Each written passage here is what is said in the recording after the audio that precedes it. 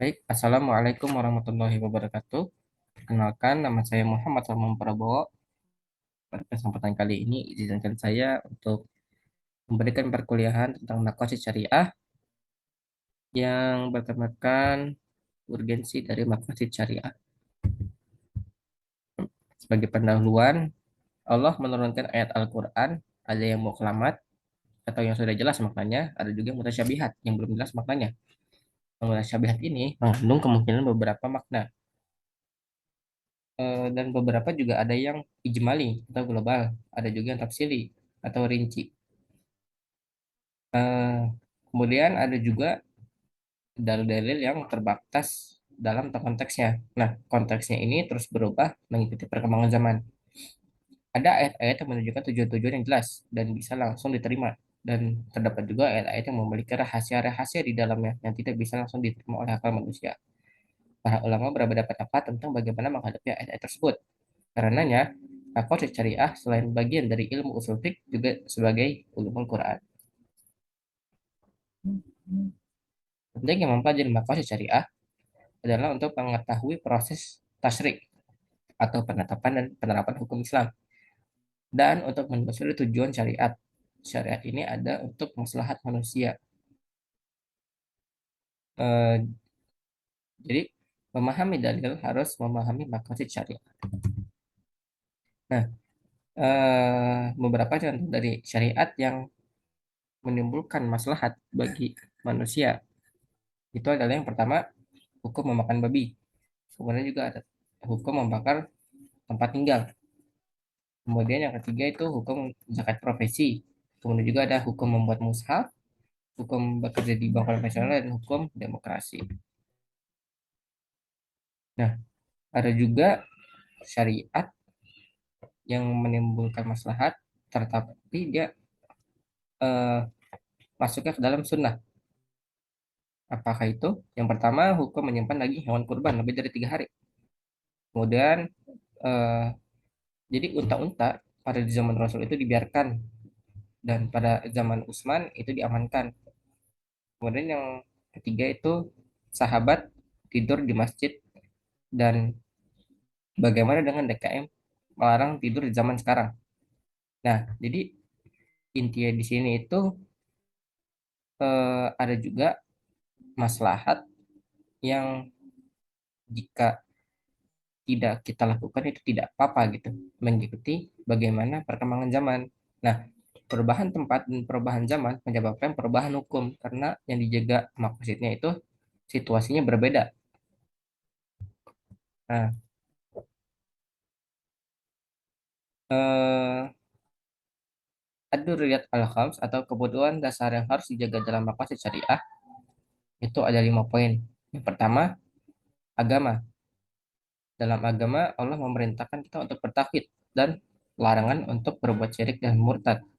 Kemudian yang kedua, untuk jiwa, Allah memerintahkan kita untuk memenuhi kebutuhan diri dan Allah melarang kita untuk bunuh diri. Kemudian yang ketiga, untuk akal, Allah memerintahkan kita untuk menuntut ilmu dan eh, Allah melarang mengkonsumsi nazar. Dan yang keempat, Allah eh, memerintahkan kita untuk menjaga keturunan dengan cara menikah dan melarang kita dari perbuatan zina. Yang kelima, Allah memerintahkan kita untuk menjaga harta. Nah, dengan cara memerintahkan kita mencari nafkah, dan Allah melarang kita untuk berbuat zalim, batil, dan berlebihan. Sedangkan urgensi dari nafkah syariah itu adalah memperdalam pemahaman mujtahid akan tujuan datangnya syariah dan membantu memberikan kejelasan atas apa yang tidak ada dalam nas, ijma maupun qiyas mengenai hal itu. Mempelajari penolakan terhadap hal yang subhat dalam berbagai masalah dalam hukum serta menambah keimanan terhadap syariat. Maka syariah merupakan salah satu rahasia orisinalitas dan eksistensi syariat terhadap hal-hal baru di dunia. Pembelajaran makosid syariah memiliki dampak sangat besar dalam hukum muamalah maliyah dengan berbagai bentuk khususnya, dan berperan pula dalam memunculkan pemikiran ekonomi Islam secara umum. Kemudian urgensi syariah menurut para ulama, menurut Imam Al-Haramain, urgensi dari maqasid syariah adalah mengetahui hakikat penetapan hukum. Kemudian menurut Imam Al-Ghazali, eh, urgensi dari maqasid syariah adalah mengetahui esensi syariat dengan identifikasi maslahah atau menarik manfaat atau menolak bahaya. Segala yang mengandung pemeliharaan yang lima adalah kemaslahatan, sedangkan yang bertentangan adalah mafsadah. Kemudian menurut Imam Al-Amidi, Allah tidak akan menetapkan satu hukum yang kering dari hikmah, karena hukum dibuat untuk mewujudkan masalah bagi manusia. Kemudian menurut Imam Al-Iz bin Abdul Salam, keyakinan bahwa maslahat tidak boleh diabaikan dari mafsadat, tidak boleh didekat. Eh, keyakinan bahwa maslahat tidak boleh diabadikan dan mafsadat tidak boleh didekati. Kemudian menurut Ibnu Qudamah, mengetahui maqasid syariah menjadikan seorang mukallaf lebih cepat membenarkan dan menerima.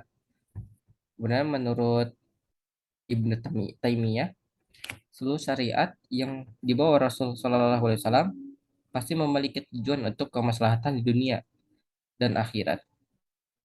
Kemudian menurut Imam Al-Jauziyah, seorang tidak akan mengetahui mana kias yang benar atau salah tanpa mengetahui rahasia-rahasia dan tujuan-tujuan syariah. Kemudian yang terakhir, menurut Imam Syatibi, perbedaan di kalangan ulama disebabkan buruknya pemahaman terhadap esensi syariat yang terkandung di dalamnya. Nah, untuk lebih spesifik, urgensi menurut Nuruddin Al-Khamidi, eh, yang pertama itu menampakkan ilah. Yang kedua, memberikan kemampuan bagi ulama untuk menggali hukum. Yang ketiga, minimalisir perbedaan dan perdebatan dalam ranah fikih. Kemudian yang keempat, memandukan antara dua sikap ekstrim, intelektual dan kontekstual. Yang kelima, membantu mukallaf dalam melaksanakan taklif secara maksimal dan sempurna. Yang keenam, mampu membantu seorang dai, hakim, mufti untuk melaksanakan tugas agar sesuai dengan kehendak asyari, bukan sekedar difahami secara teks. Kemudian urgensi maqasid syariah menurut Muhammad Az-Zuhaili, yang pertama, maqasid bisa dijadikan alat bantu untuk mengetahui hukum syariah. Yang kedua, maqasid dapat membantu untuk memahami teks dan implementasi ke dalam realitas. Yang terakhir, maqasid salah satu metode tarjih atau taufik ketika terjadi kontradiksi dalil. Mungkin itu saja yang dapat saya sampaikan mengenai urgensi dari maqasid syariah. Kurang lebihnya mohon maaf. Assalamualaikum warahmatullahi wabarakatuh.